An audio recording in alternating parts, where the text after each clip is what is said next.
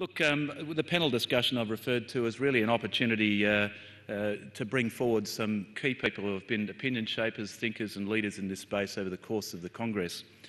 Their perceptions and suggestions, particularly on a where to from here. So I'd like to invite the chair of the WCPA, Nick Lopakine, to join us on the stage. I'd like to invite Gil Penalosa to also join us on the stage, Stephen Bogner, Gladys Kalima-Zukusoka, William Bird and Les Carlisle to please come forward and make them welcome as they join us on the stage. Thank you.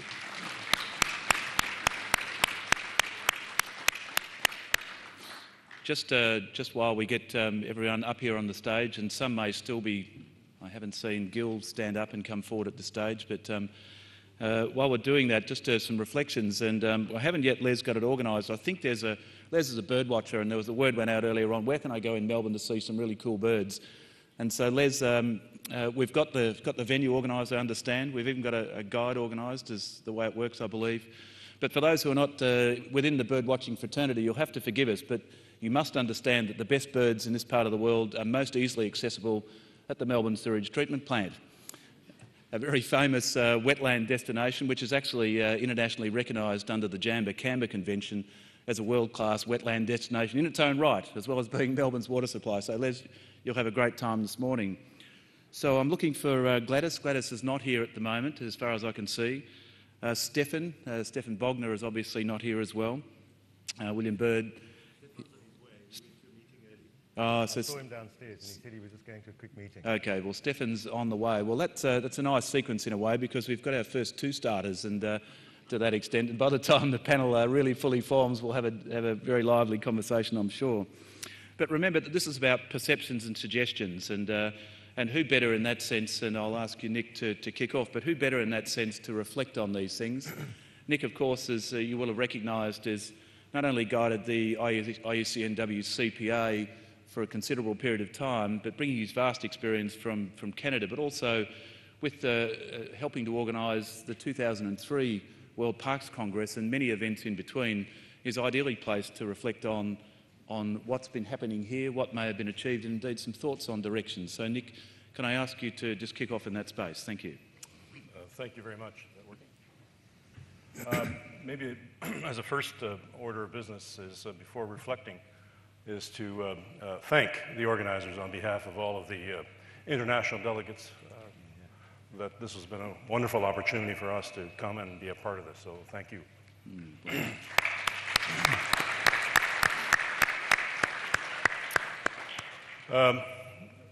In terms of reflection, it is indeed, I think all of us will recall that the majority of speakers who came up to the podium kept saying this is an extraordinary Congress.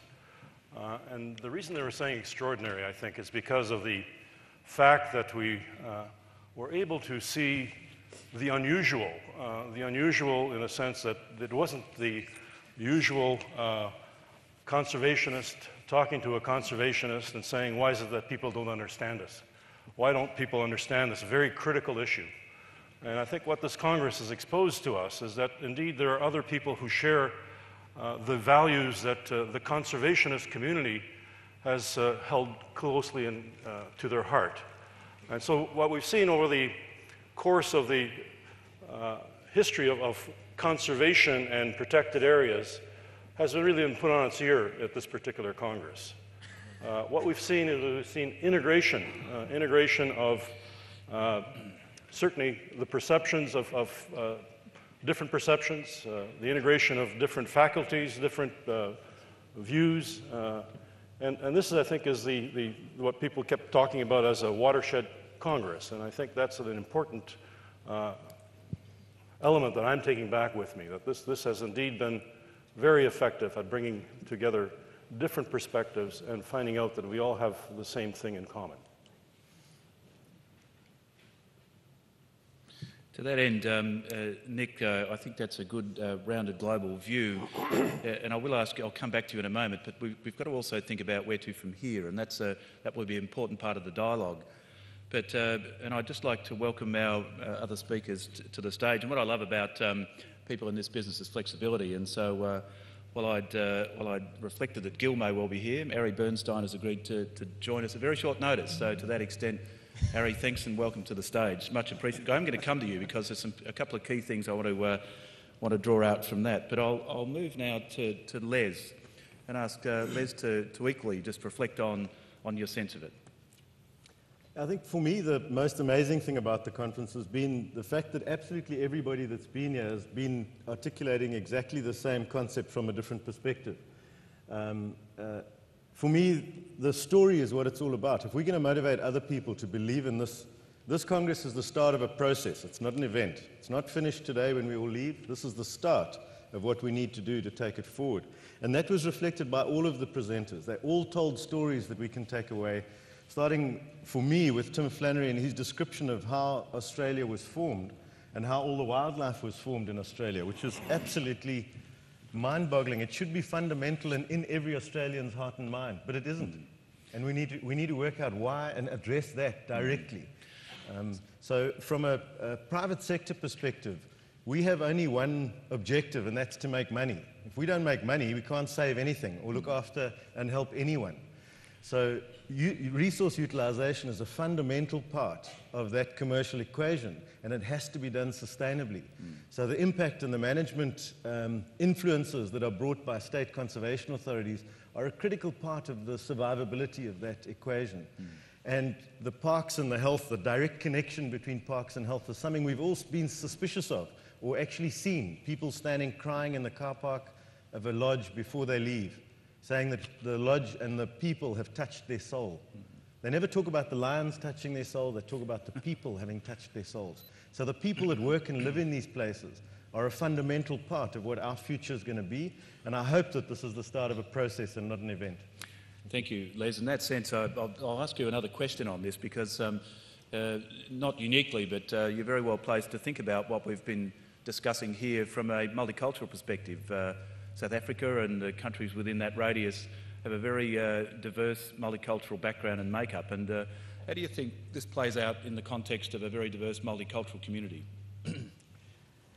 I think that's one of the elements of the way the whole Congress was put together, that it is all-encompassing and it isn't completely, it is an inclusive process. I think that's probably the best way to describe it. So as we understand that we're embarking on this thing, it has to be inclusive, not only of all the different cultures that are involved, but also more importantly of all of the different disciplines that are needed to make it sustain. We now understand that it's not just about the park managers, and it's not just about doctors and hospitals writing scripts for exercise and open spaces and free time. It's not only about that. That's the start of the connection. It's everything. We are, one of the presenters made the quote, we are what we care about. And if we start caring about this, that's what the future is going to be. So we need to try and take that on board, I think. Thank you. I mean, that's a really important sense. There is a bit more to this than just the park manager landscape and really reaching out and thinking about those alternative constituencies that are out there that may well be as interested and wish to work with us in this space. And but with that in mind, and I'll come back to you in a minute, Gil. Welcome to the stage. Really good to have you with us this morning. And Stefan, welcome to the stage as well. So thank you very much. Really appreciate. No, that's fine. I'm just really rapt that so many people have actually, after such a great night last night, have really found the energy and the drive and the passion to be here this morning, which is fantastic.